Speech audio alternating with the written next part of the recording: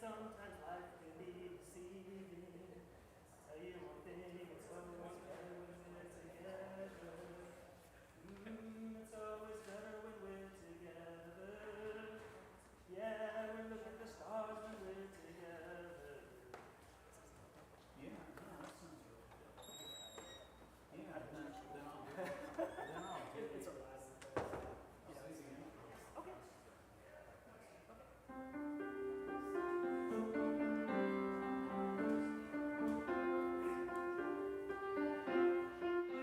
I have to do announcements.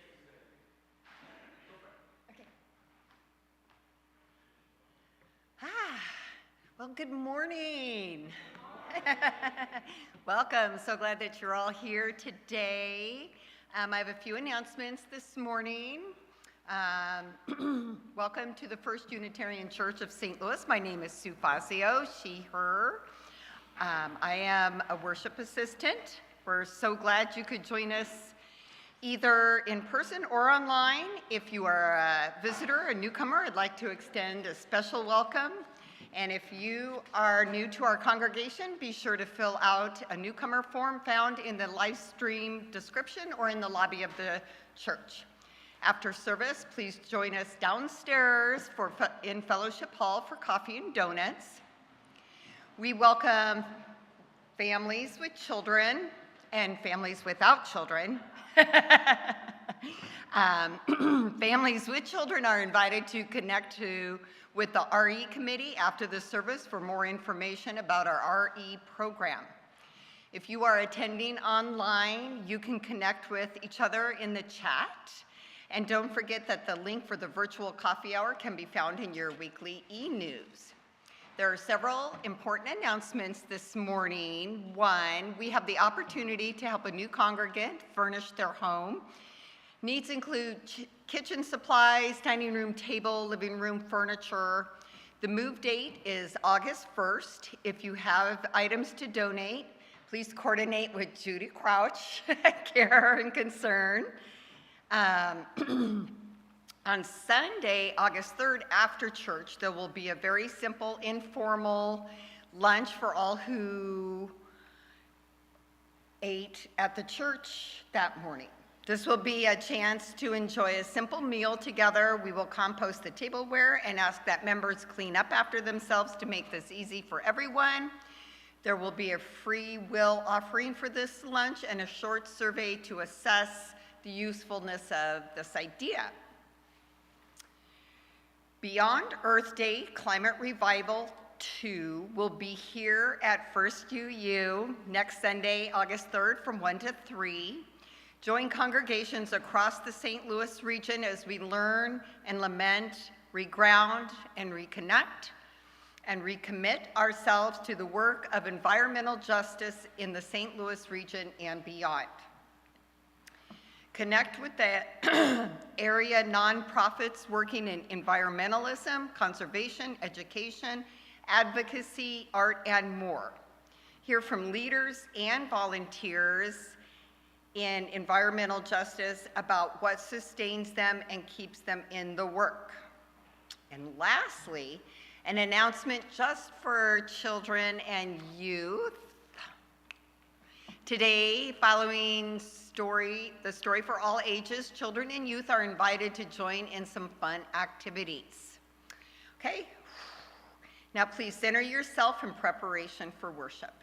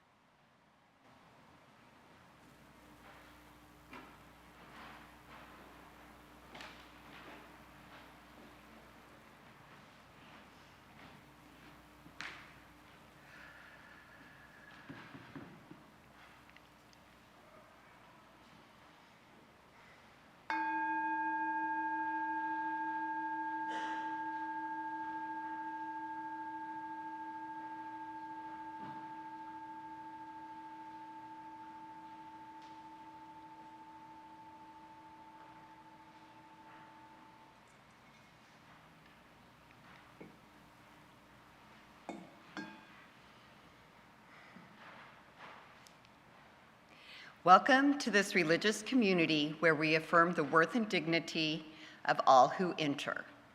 We gather in community, understanding we are all sacred beings, diverse in culture, experience, identity, and theology. Our values invite us to a shared journey of truth and meaning. Together, we foster a spirit of gratitude and generosity so that all may feel welcome and all can thrive. We're glad you're here this morning. Please enjoy our prelude, Chant de Soir by Aimé Boussoir, performed by Alan Hoffman.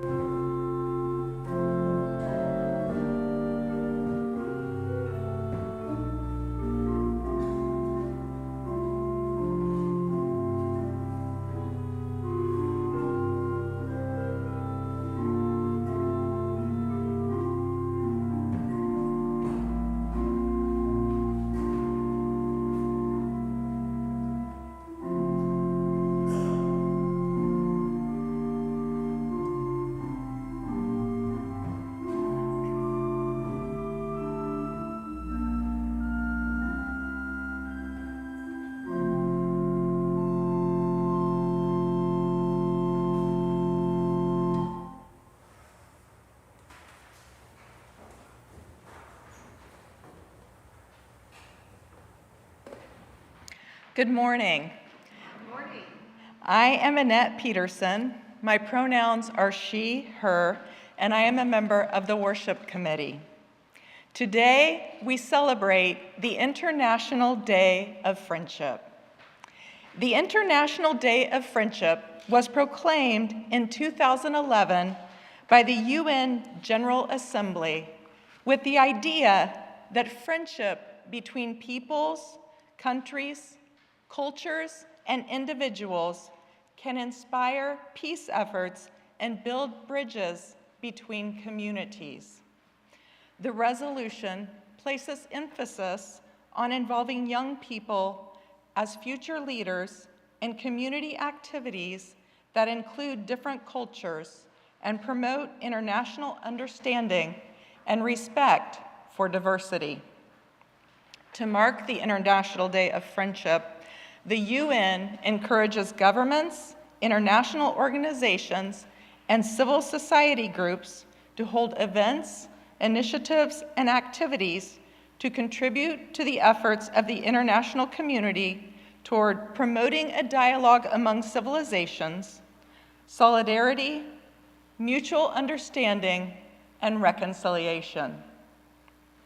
Our world faces many challenges and crises and forces of division, such as poverty, violence, and human rights abuses, among many others, that undermine peace, security, development, and social harmony among the world's people. To confront those crises and challenges, their root causes must be addressed by promoting and defending a shared spirit of human solidarity that takes many forms, the simplest of which is friendship.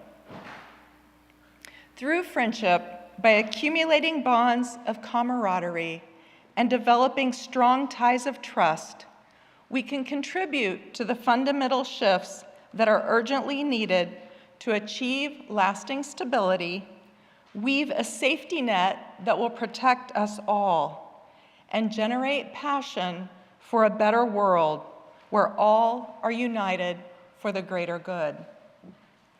And so, with these ideals in mind, let us commence to celebrate the International Day of Friendship. Now please rise as you are willing and able and join in our opening hymn, number 131, Love Will Guide Us.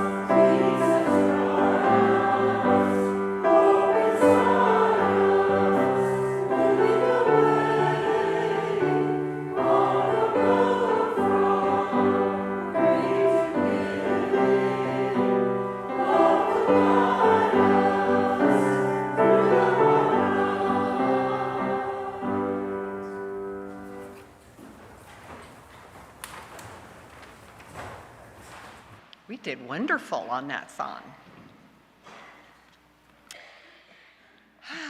Our chalice lighting is by A.A. Milne in Winnie the Pooh. A day without a friend is like a pot without a single drop of honey left inside.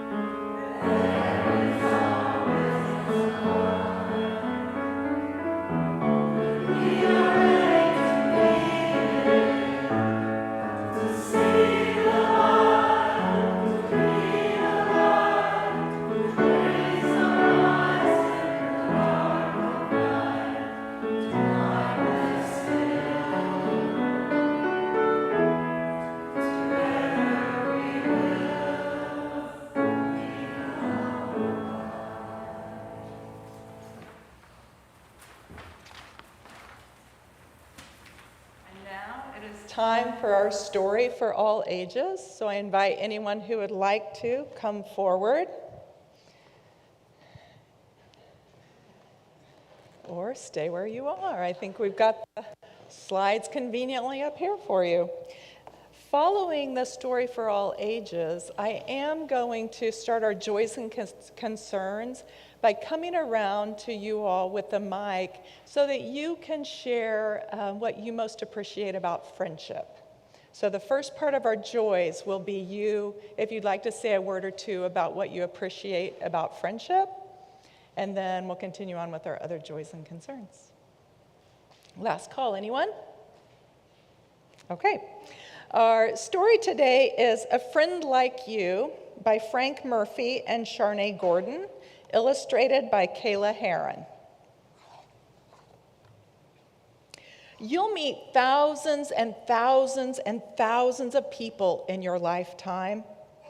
Some you will meet once. Some you'll get to know a little.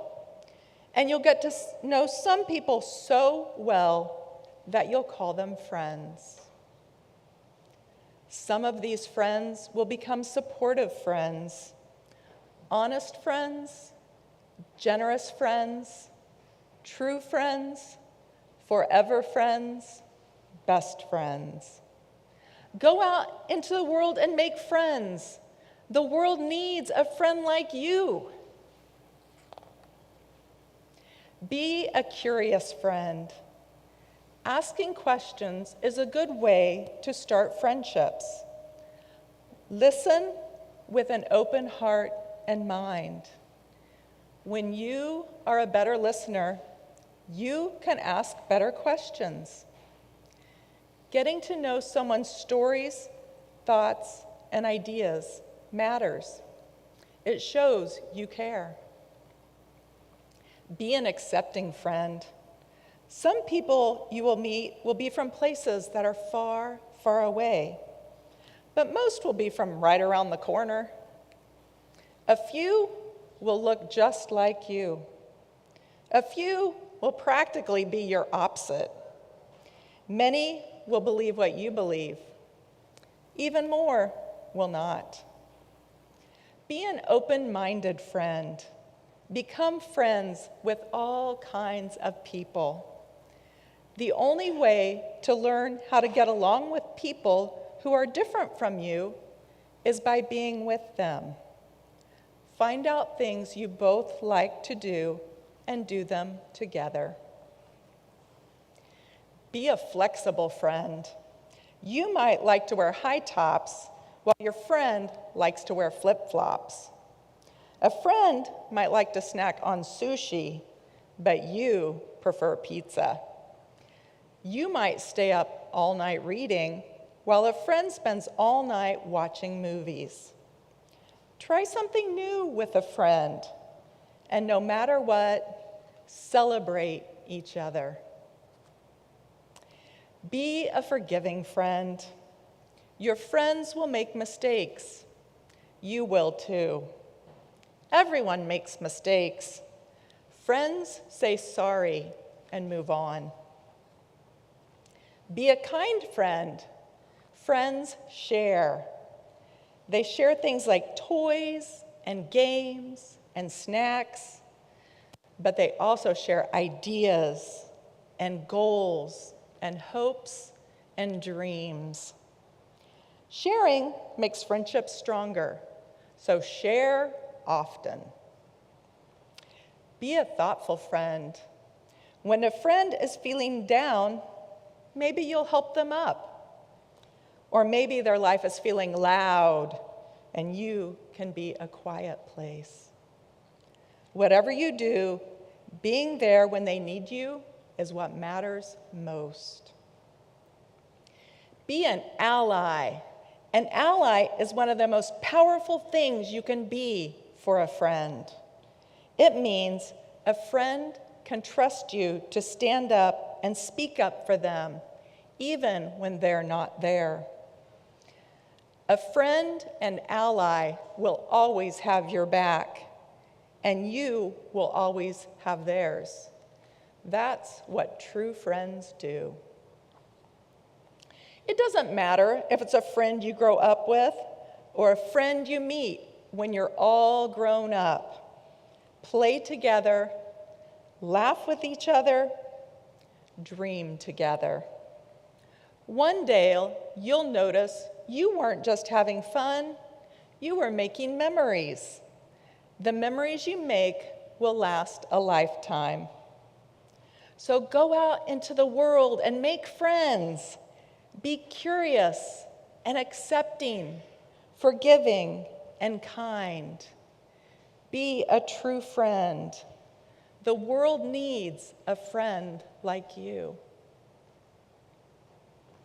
Thank you for listening to our story today. And now we are going to sing the young people off to their fun activities.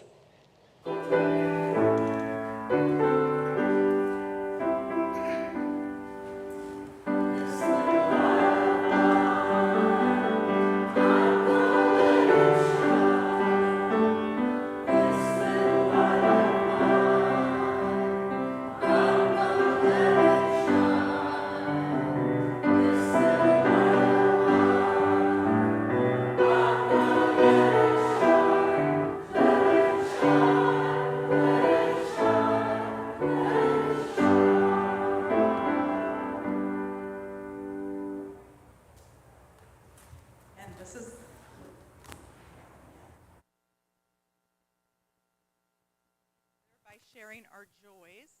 And so I will be coming to you so that if you would like to, you can share what you appreciate about friendship.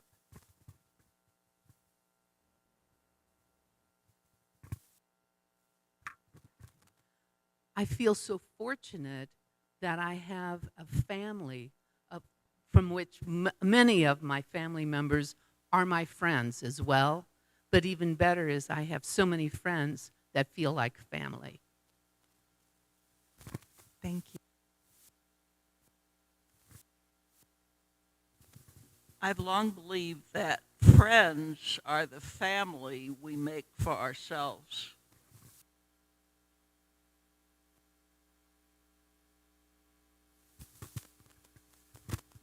When I'm with a friend 40 years ago feels like yesterday.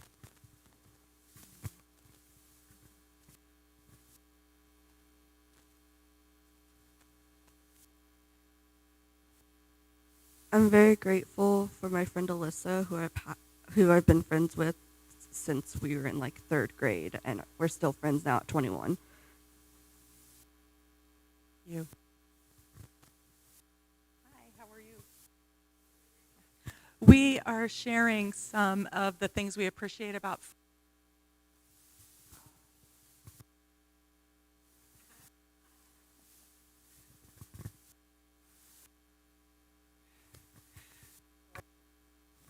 I'm 4 months in recovery, and I live in a sober living home with 20 other women, or 15, I don't know, it changes weekly. And when I first got there, I expected, us to topple over each other like it did. I was very disappointed and surprised that it was very. But now it's exciting because I'm making friends with the new people there, and so I'm kind of taking that leap. And so it's gotten a lot better, and I had, one of the girls was in the ER with me, some time in the ER, so yeah, so I'm grateful. Wonderful, thank you.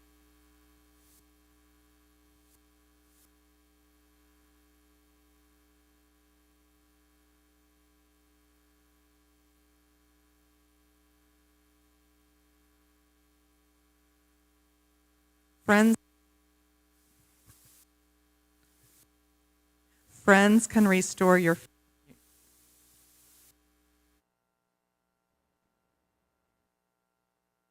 Maybe we'll just go with the mic. Friends can restore your faith in yourself, she said. Thank you. Thank you for sharing your friendship joys with us. And now we're going to move to the joys of the greater community.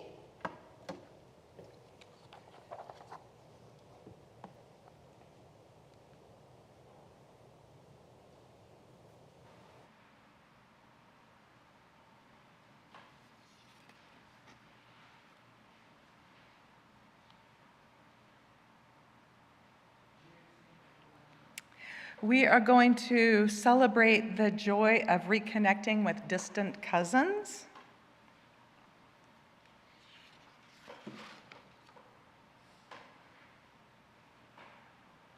And my apologies for anyone else who's put something online. It looks like we're restarting right now. Had them up earlier, and there wasn't anything else on there at that time, but for all those joys, thank you. We lift up our joys with gladness and celebration. May they be magnified because they are shared. Now is the time in our service when we connect with one another by sharing our sorrows and concerns. Jen Whitaker's back surgery from last Monday went well, and she's home to begin the long process of recovery. Melanie Fathman recently broke her arm, and we hope it heals quickly. We send healing thoughts to Karen Segrist, who is recovering from sepsis and other infections. And we express sorrow for the death of a family member. We hold these and all the concerns listed online with tenderness and compassion. Pam is saving the day. Thank you.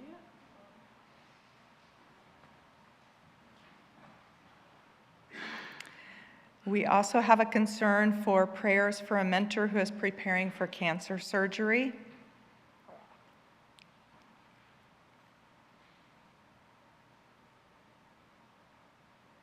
And then we have another joy. It was 3 years ago today that we had the historic 8 inches of rain that we fought the waterfall coming in church. Thanks for the many people who have worked to safeguard and restore our beloved First UU campus. We hold these joys and concerns with tenderness and compassion. May they be lighter because they are shared. With many joys and concerns remaining unspoken in our hearts and minds, please join me in a spirit of prayer and mindful attention with these words from Reverend Lynn Cox. Spirit of life, who draws us together in a web of holy relationships, make your presence known with us and in us and among us. Remind us that we are not alone in history.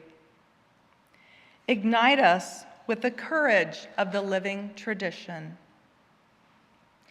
Remind us that we are not alone in entering the future. Anchor us with patience and perseverance. Remind us that we are not alone in our times of grief and pain. Comfort us with your Spirit, manifest in human hands and voices. Remind us that we are not alone in joy and wonder. Inspire us to honor and extend the beauty we find in this world. Divine music of the universe, let our hearts beat in diverse and harmonious rhythms, cooperating with an everlasting dance of love.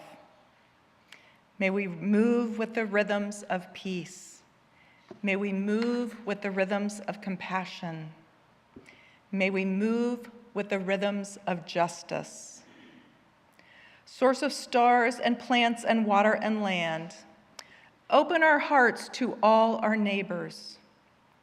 Open our souls to the renewal of faith. Open our hands to join the work ahead. So be it. Blessed be. Amen.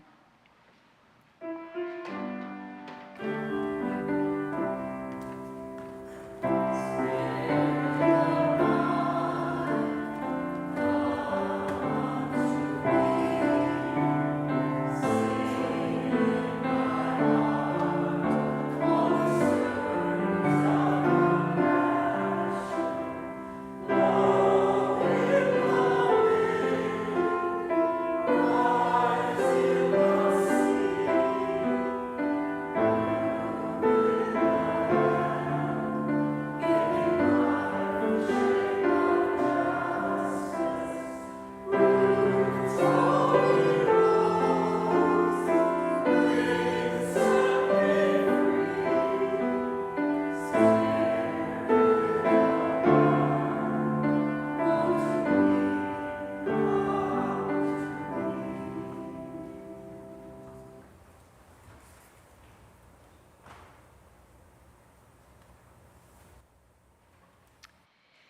This reading is from Serviceberry, Abundance and Reciprocity in the Natural World by Robin Wall Kimmer. As the berries plunked into my bucket, I was thinking about what I'd do with them all. I dropped some off at friends and neighbors, and I'd certainly fill the freezer for Juneberry muffins in February. This problem of deciding what to do with abundance reminds me of a report shared by Lewis Hyde in his essential book, The Gift, that linguist Daniel Everett wrote as he was learning from a hunter-gatherer community in the Brazilian rainforest. He observes that a hunter had brought home a sizable kill, far too much for his family. The researcher asked what he would do with his excess. Smoking and drying technologies were well known. Storing was possible. The hunter was puzzled by the question, store the meat. Why would he do that? Instead, he sent out an invitation to a feast, and soon neighboring families were gathered around his fire until every last morsel was consumed. This seemed like a maladaptive behavior to the anthropologist, who asked again, given the uncertainty of meat in the forest, why didn't the hunter store the meat for himself, which is what the economic system of his home culture would predict. Store my meat? I store my meat in the belly of my brother, replied the hunter. I feel a great debt to this unnamed teacher for these words. There beats the heart of gift economies, another way of organizing ourselves to sustain life. In a gift economy, wealth is understood as having enough to share, and practice for dealing with abundance is to give it away. In fact, status is determined not by how much one accumulates, but how much one gives away. The currency in a gift economy is relationship, which expresses gratitude as interdependence and the ongoing cycles of reciprocity. A gift economy nurtures the community bonds that enhance mutual well-being.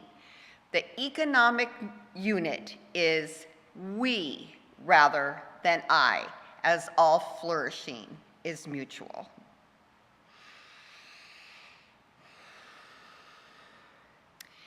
The First Unitarian Church of St. Louis strives to be a welcoming congregation, inspiring lives of loving kindness and integrity by nurturing spirituality, building community, and advancing justice. Your contributions support the mission of this ministry, of this congregation in the St. Louis region and beyond. This morning's offering will now be received.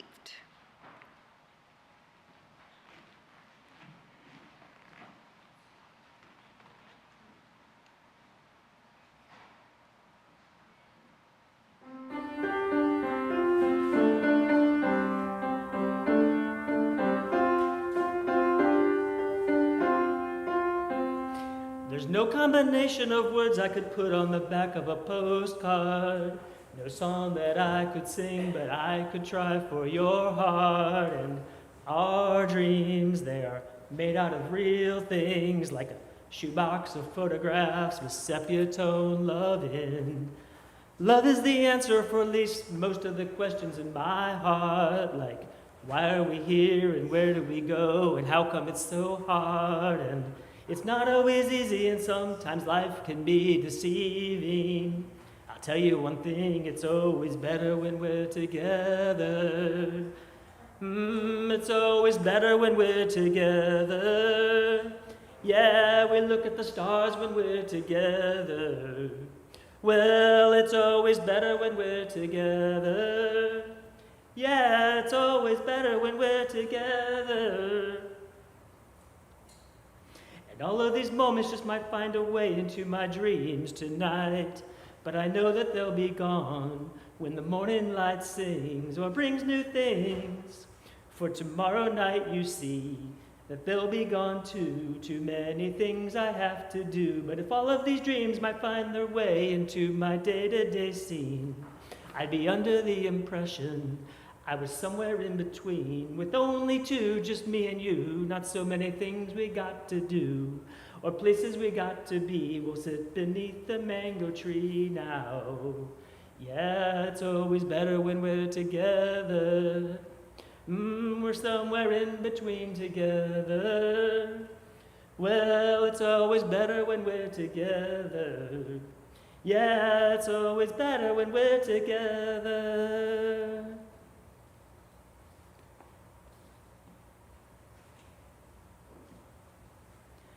I believe in memories, they look so pretty when I sleep. Hey now, and when I wake up, you look so pretty, sleeping next to me. But there is not enough time, and there is no song I could sing, and there is no combination of words I could say, but I will still tell you one thing, we're better together.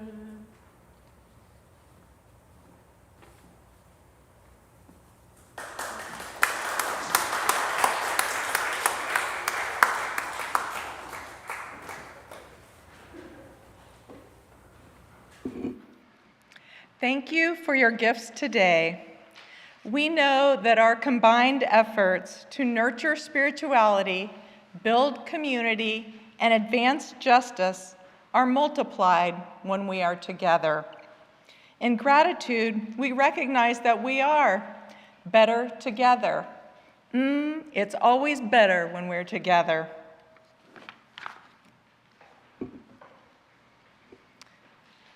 What is the greatest gift?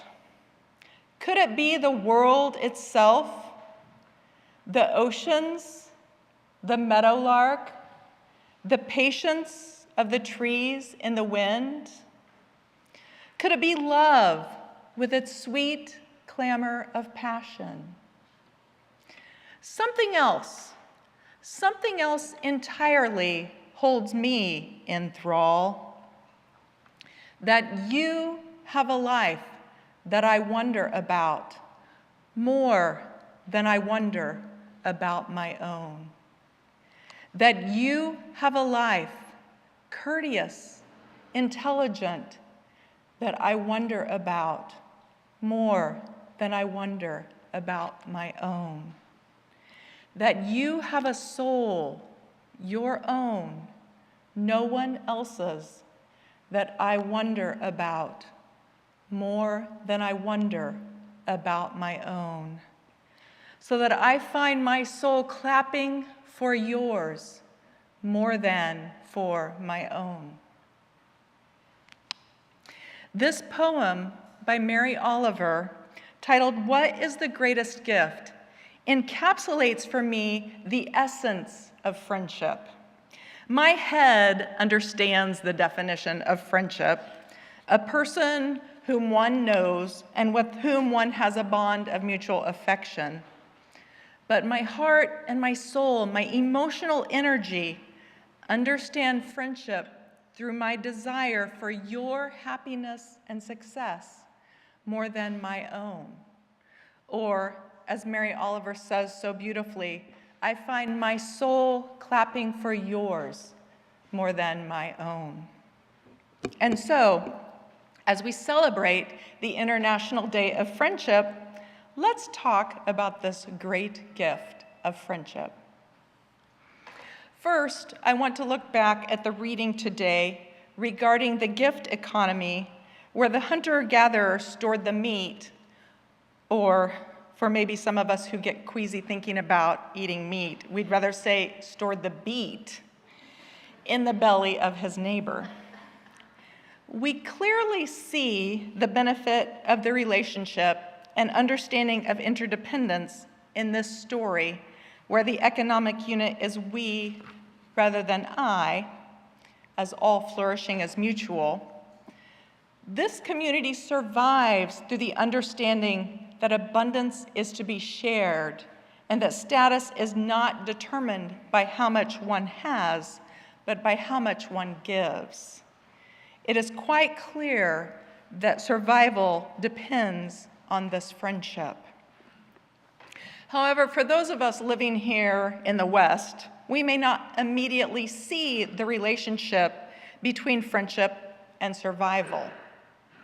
We Westerners often prioritize romantic love over platonic friendship, with the hierarchy of husband, children, and extended family over that of friendships with non-family members. But a 2010 study by Julian Holt-Lundstat of Brigham Young University clarifies this link for us. Anne Mawkins, an evolutionary anthropologist, explains, Holt-Lundstat collected together the data from 148 studies that explored rates of mortality following chronic illness such as cancer, cardiovascular disease, and renal failure, and aspects of an individual's social network. For some studies, this was the size of their network, their actual or perceived access to social support, their social isolation, or the extent to which they were integrated into the network. Holt-Lundstat concluded that being within a supportive social network reduced the risk of mortality by 50%. That places it on par with quitting smoking and of more influence than maintaining a healthy BMI measure. Since Holt-Lundstat and colleagues reported their findings, study after study has reinforced this conclusion to the extent that we can now argue that the nature of our social network and the strength and health of the relationships within it is the biggest single factor influencing our health, happiness, and longevity. So just as the hunter-gatherer society relies on friendships for survival, so do we. I have begun this reflection talking about some topics I am very comfortable talking about, friendship and health. I have been learning and working around healthcare for a long time and feel at ease on the subject. But I now want to talk about the great gift of cross-racial friendship and global friendship. I am apprehensive to talk about this topic because I am scared that I will say something wrong. I don't want to accidentally use the wrong words or say something racist. I am here to build community and encourage friendship. But I feel compelled to share this reflection because I believe it is necessary. I realize I may get into some trouble because I'm a neophyte on my skill in this subject, but I'm inspired by the late John Lewis, who encouraged, get in trouble, necessary trouble, and redeem the soul of America. In addition to John Lewis's encouragement, I also read Some of My Friends Are: The Daunting Challenges and Untapped Benefits of Cross-Racial Friendships by Deborah Plummer, in which she states regarding cross-racial discussions, we are scared because we are inherently good people who do not want to hurt other people's feelings, and we want to act out of our best selves. When it comes to race issues, we often feel like we are skating on thin ice. Bingo. That's me she's talking about. For a minute, it sounded like a good excuse to continue avoiding the topic, but then I decided I would be embarrassed at my age to be known only as good. Being good was appropriate when I was 8 years old. It kept me out of Sister Kathleen's office. It ensured I never missed recess. And most importantly, it kept my mom from saying things like, wait until your father gets home. Rather than being known as good, I want to be an ally and an empowering friend. And so it is with this in mind that I want to reflect on the great gift of cross-racial friendship. Deborah Plummer conducted a survey for her book through which she found that 95% of respondents agree that cross-racial friendships are essential for improving race relations. Plummer details various types of cross-racial friendships and their values and shortcomings, ending with what she calls heart cross-racial friendships. Among the gifts of a heart cross-racial friendship is an intimacy that acknowledges each other in their full racial identity while appreciating and respecting differences, ultimately leading to reduced bias and unchanged cultural beliefs. She states it happens one cross-racial friendship at a time. Plummer is not the first, of course, to emphasize the importance of cross-racial friendship. Martin Luther King Jr. envisioned a beloved community of love and justice, where the races would be reconciled and the deep and terrible wounds of racism finally healed. Our ultimate goal, King said, is genuine intergroup and interpersonal living, integration. Physical desegregation is not enough, King insisted, for it leaves us spiritually segregated, where elbows are together and hearts apart. I believe this melding of hearts that King refers to and the heart cross-racial friendships Plummer describes are essential for us to experience Oliver's gift of wondering about your life more than I wonder about my own. And so the real work then to experience the gifts of cross-racial friendship is to bump elbows and share hearts. Plummer admits this is difficult work for several reasons. The aforementioned challenge of not wanting to hurt anyone's feelings, but also the time constraints and the lack of diversity in our neighborhoods and places of work. My personal experiences certainly speak to these challenges. The few friendships that I have that cross these barriers are through the experience of hosting year-long high school exchange students. The time and energy, I could admit, to building these relationships is great. My husband, Chris, and I committed to parenting the exchange students for 10 months and ensuring that they had a full American experience. It takes time, planning, and emotional energy to help a teenager from another country become part of your family and culture. But there is great joy in wondering about and clapping for souls that have become your children around the world.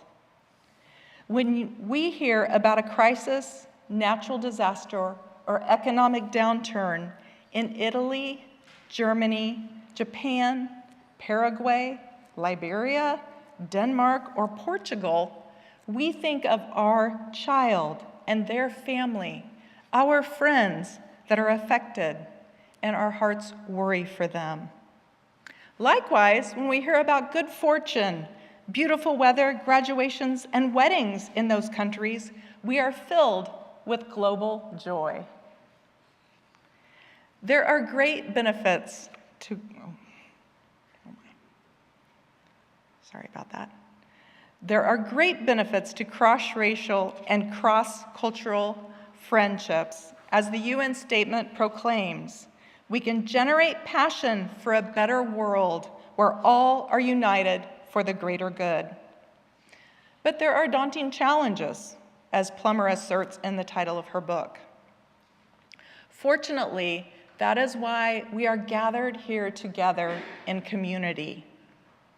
As Susan Lamar states in her sermon, A Clearer Vision, that is what community is for, to walk with you as you walk with others in a spirit of mutual love. Walk with you and with others when you feel weird, when you feel off, when you feel fearful. And so my prayer is that we continue to support each other as we strive to cultivate cross-racial, cross-cultural, and global friendship so that we can find our souls clapping for our friends around the world. Our closing hymn is Lean on Me. It is in the insert in your order of service. Please rise as you are willing and able.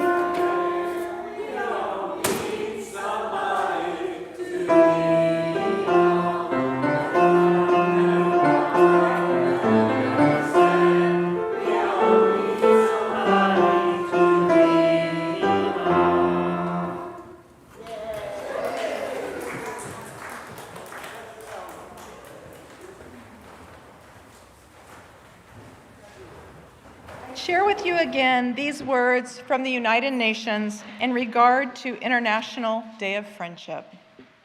Through friendship, by accumulating bonds of camaraderie and developing strong ties of trust, we can contribute to the fundamental shifts that are urgently needed to achieve lasting stability, weaving a safety net that will protect us all, and generating passion for a better world where all are united for the greater good. And for some guidance in this endeavor, I leave you with these words from Reverend Karen Anderson.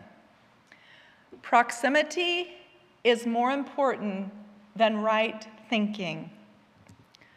Cultivating close relationships is more important than cultivating careful thought. That the formula we have always thought works, get informed, get passionate, get going, is flawed. It's time we resist this way of thinking and change our perspective and approach. Get informed, my friends, but before you get going, get close. Please stay for our postlude. Then as your final act of worship, turn and greet your neighbor.